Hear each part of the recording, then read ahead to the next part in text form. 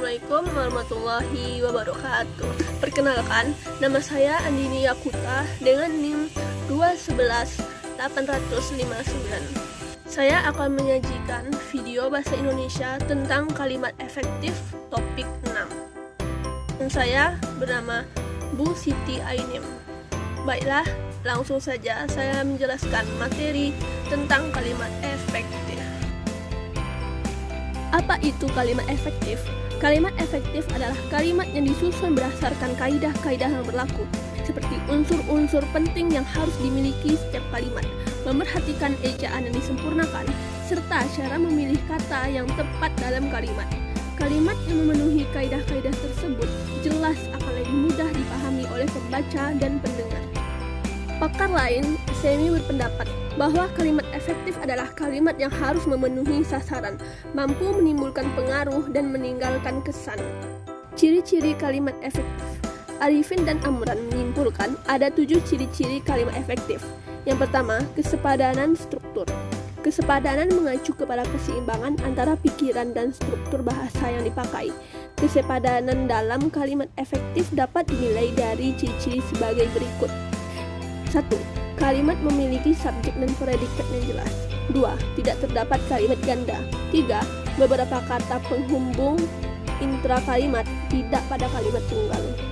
Kesejajaran bentuk. Kesejajaran bentuk atau keparalelan adalah kesamaan bentuk kata yang digunakan dalam kalimat yang dibuat. Artinya, kalau bentuk pertama menggunakan ungkapan nominal, bentuk kedua dan seterusnya juga menggunakan bentuk nominal. Kalau yang pertama menggunakan bentuk verbal, hendaknya yang kedua dan seterusnya juga menggunakan bentuk verbal. Begitu juga sebaliknya.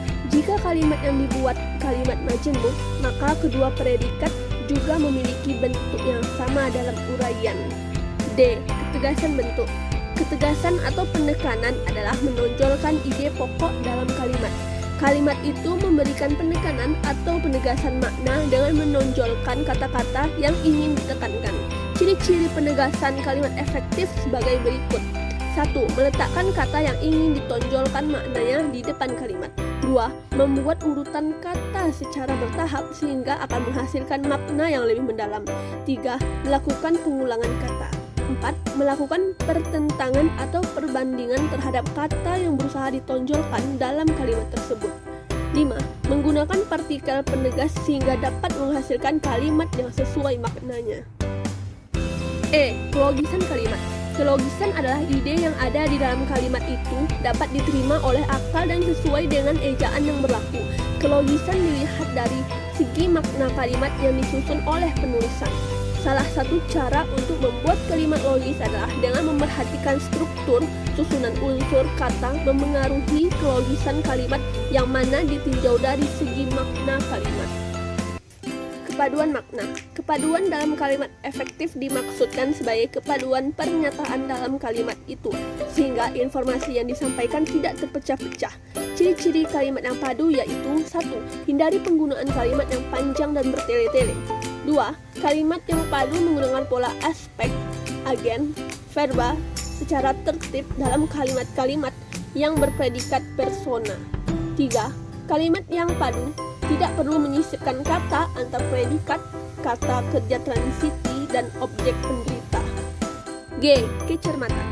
Kecermatan dalam kalimat efektif dimaksudkan sebagai kalimat yang tidak menimbulkan pengertian ganda dan tepat dalam pilihan kata.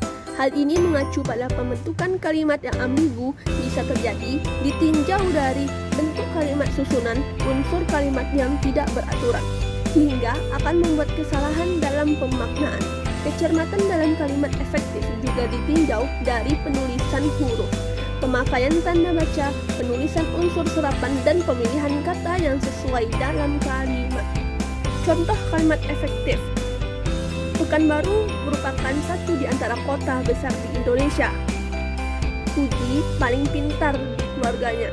Sekian materi yang saya sampaikan, semoga berguna bagi kita kelak kedepannya.